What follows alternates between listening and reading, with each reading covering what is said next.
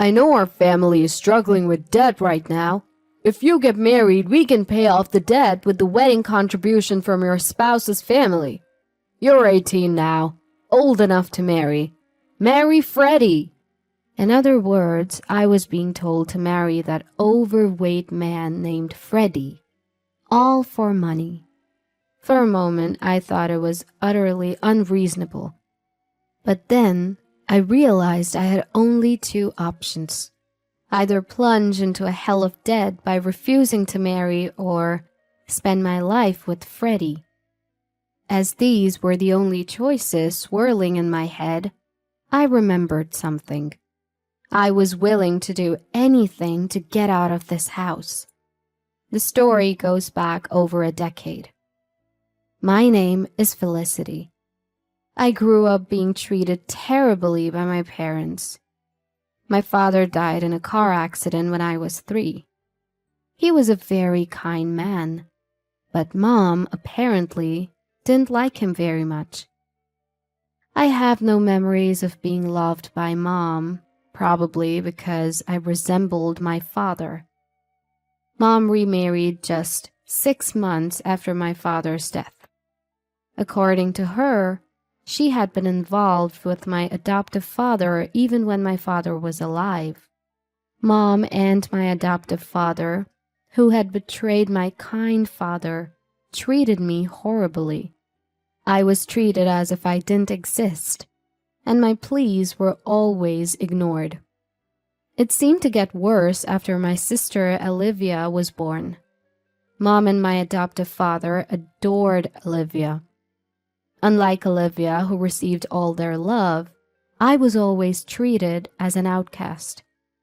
They did give me birthday presents every year, but they were small things like pencils or erasers, while Olivia got anything she wanted. Even at Christmas, Santa Claus never came for me. When I was little, I often cried alone, hugging my knees, thinking that Santa didn't come because I was a bad child. During those painful days, something happened. I was 7 years old. On a day when heavy rain was falling due to a hurricane, Olivia got a fever. My parents, who adored Olivia, were in a panic. My adoptive father told me to buy a sports drink for Olivia. Reluctantly, I went out in the pouring rain wearing a raincoat, but my small body struggled against the strong wind and heavy rain. Moreover, our house was in the countryside, and it took an hour to reach the nearest supermarket on my little legs. When I finally reached the supermarket, after great difficulty, I was shocked. I couldn't find the wallet I thought I had brought. I might have dropped it when the wind knocked me down. As I was about to turn back, tears welling in my eyes, I suddenly heard, "Wait a minute!" from my older brother. The high school student-like older brother said, "Are you alone? It's dangerous in this weather," in a kind voice. I burst into tears at his gentle demeanor and explained my situation. I desperately told him about my sister's fever and how my parents had sent me shopping, and the older brother seemed to understand my situation. "You don't need to look for your wallet. I'll help you with the shopping," he said, and he helped me with all my shopping. I had lost my wallet and couldn't pay a single dollar, but my older brother told me not to worry and even gave me the change. He also took me close to home in a taxi, and I felt the kindness of others for the first time in a long time. "Thank you, big brother," I said with all my heart as I got out of the taxi, and my elder brother's gentle smile was very impressive. I, who had spent such a childhood, turned 18. When I was a child, I only felt constrained by being treated differently from my sister. But now, as an 11th grader, my problem is money. Mom and adoptive father were against me going to high school in the first place. Apparently, they thought it was a waste to spend money on me. But I insisted on going to high school, and the condition they gave me was that if I wanted to go to high school and stay at home, I had to put $1,000 into the family every month. The money I earned desperately from part-time jobs was consumed by living expenses. When I became an 11th grader, I had to study for college in addition to my part-time job, and I was very busy. Mom and adoptive father probably won't pay for my college. I spent all my time working and studying to get a scholarship. One day, Olivia, who had become an 8th grader, came home triumphantly and said to our parents, "Listen, listen! I got scouted by the entertainment industry." What Olivia put on the dining table was a business card from an entertainment production company I had never heard of. Mom and adoptive father said, "Olivia is cute after all," and were delighted. "Olivia has a sparkle, so I thought something like this might happen. Keep it up, Olivia." Having a daughter as a celebrity is great. Way to go, Olivia. You're nothing like your big sister. Well, of course, I am much, much cuter than my big sister. Olivia, raised by parents who had always looked down on me and praised Olivia, compared herself to me at every opportunity. This time, she arrogantly asked, "You think so too, don't you, big sister?" I replied, "Yes," because arguing would undoubtedly lead to trouble. Olivia was supposed to have joined an entertainment industry, but months went by without any contact. The parents, who thought it was strange that they were being charged for lessons and membership fees, found out that the entertainment agency was a fraudulent group and had already disappeared. All that was left for the parents was a debt of $20,000. The parents looked desperate, but I just calmly paid $1,000 to the family and focused on my studies. I won't spare any effort if I can get out of this house. With that in mind, I was working hard at my part-time job and studying. A few weeks later, when I got home, I heard an unfamiliar voice from the living room. Wondering what it was, I was about to go up to my room on the second floor when I heard adoptive father calling me from the living room. Wondering what it was about, I peeked into the living room and found two unfamiliar men besides adoptive father. One was a man of the same age as adoptive father, and the other was a very fat man.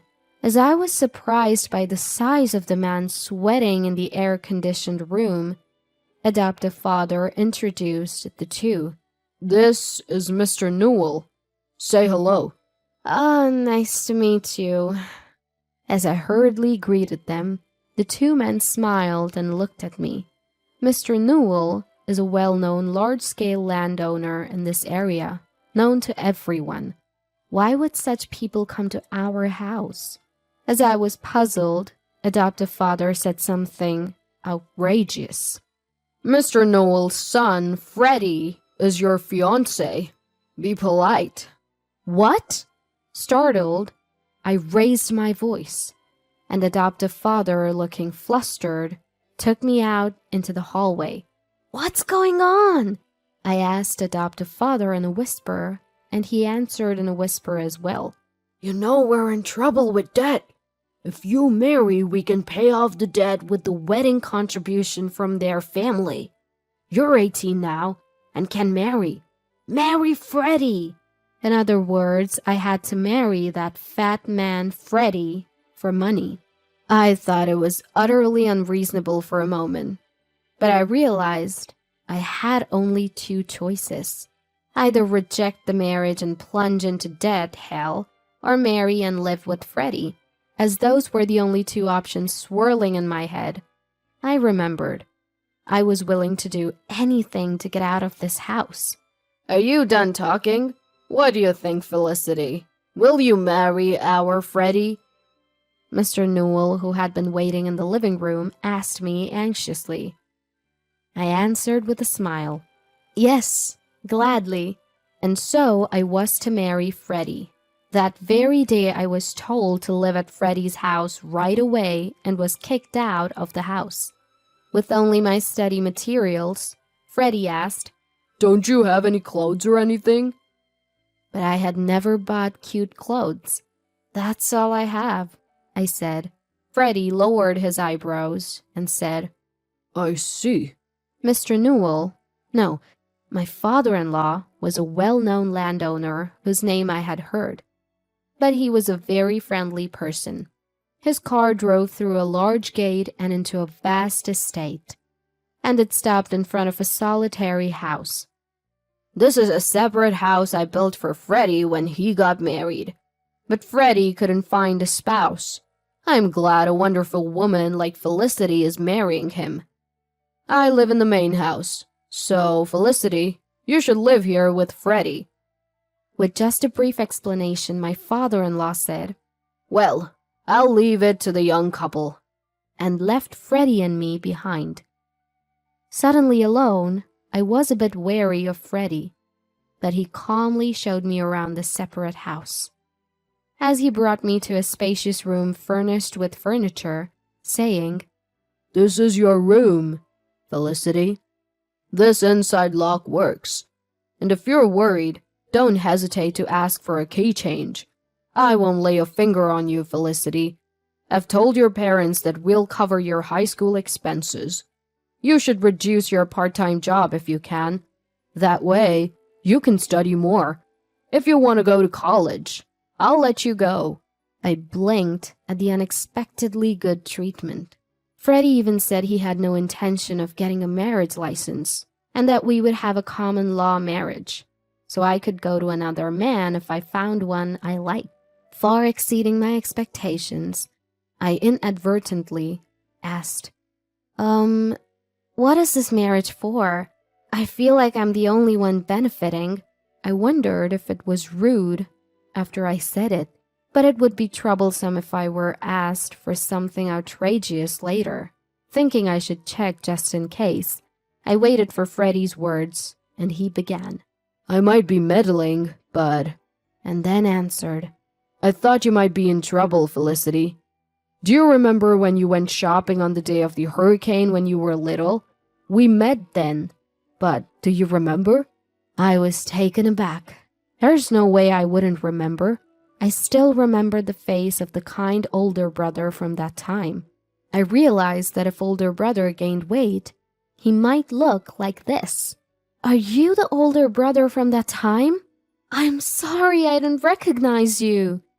"It can't be helped since I've gained a lot of weight. Stress from becoming a working adult made me eat too much. But you haven't changed, Felicity. When my dad showed me your picture and asked if I wanted to marry you, I knew right away it was you. Are you still being discriminated against and suffering like your sister?" Just like on the day of the hurricane, Freddie spoke to me kindly, and I nodded. Then Freddie smiled to reassure me. "It's okay now. You don't have to worry about money or being treated badly anymore. You can live freely in this house, okay?" Touched by Freddie's kindness, tears welled up in my eyes. In front of Freddie, who hurriedly handed me a beautiful handkerchief, I cried and cried. And from that day on, Freddie and I started living together. I spent my first ever free time studying. I was so happy to be able to study for college like this. Freddie said he didn't need living expenses, but I decided to contribute only $300 because living for free felt constraining. Since I only had to earn $300 and my allowance, I was able to significantly reduce my part-time job hours. Freddie took the initiative in doing household chores, and when I was doing them, he would kindly say, "You can go study." and take over for me. In the happiest days of my life, Freddie and I gradually grew closer.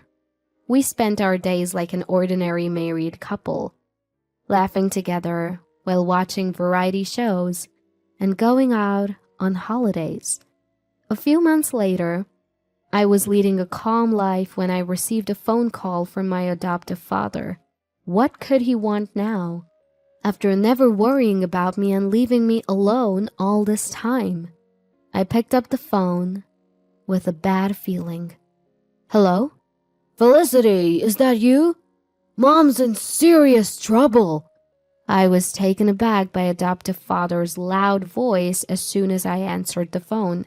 According to adoptive father, Mom had fallen sick and needed immediate surgery, so he was calling me to ask to transfer $10,000 to a specified account. Mom had neglected me since childhood, but she was still my mom. Facing a life-threatening situation, I couldn't just ignore her. What happened all of a sudden? Which hospital and what kind of illness? When I asked out of concern, adoptive father hesitated, saying, well, it's the hospital, but... I began to feel something was off, as adoptive father suddenly became flustered. He couldn't even name the disease, which was clearly suspicious. You're lying, aren't you? Enough. Don't call me for such nonsense. Wait, okay, I admit it. I lied. The truth is, I had an accident recently, and I'm being billed $10,000. According to adoptive father, he had crashed his car the other day, and the person he hit was a scary guy. He was now being billed $10,000 for repairs and medical expenses, and he claimed he couldn't pay. My irritation with him grew. You're probably lying again. It's true this time. Please, Felicity, ask Freddie to transfer the $10,000. You're all we have left. I snapped at adoptive father's desperate plea. Don't mess with me. I can't believe you called after so long just to ask for money. Neither you nor Mom ever cared about me. Not even once. And now you want me to help you? That's too convenient. No matter what you say, I have no intention of transferring the money. Goodbye. Ignoring adoptive father's plea to wait, I hung up the phone and blocked the numbers of adoptive father, Mom, and Olivia. A few weeks later, as I happened to pass by my family's house, I noticed it was vacant.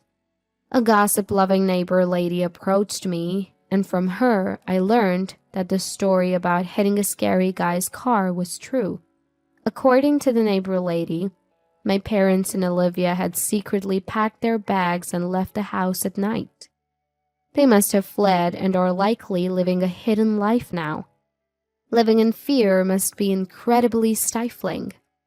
Thinking about it, I felt a sense of relief deep in my heart. Meanwhile, I was living happy days. I had completely fallen in love with Freddie. Though Freddie, who was 10 years older than me, was often hesitant about dating me. My persistent confessions led to a decision to start dating once I graduated from high school. Freddie even took time off work to attend my high school graduation ceremony.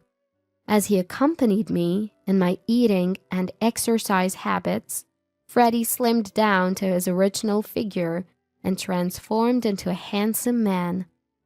My friends were envious when I proudly introduced him as my boyfriend.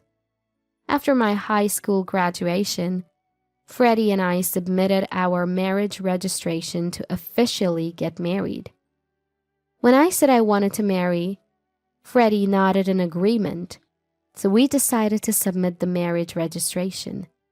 It would take a little time for the marriage certificate to be issued, but now we were officially a married couple, not just in a common law marriage. On the way home from the city hall, we held hands for the first time. I laughed at Freddie's adorable shyness, and he said, "Now that you're my wife, Felicity, you can't be swayed by any handsome boys you meet in college." I thought I was the only one in love, but it seemed Freddie loved me very much too. I found it so ticklish that I burst into laughter. There's no way that could happen. Out of all the people I've met, Freddie is the most handsome.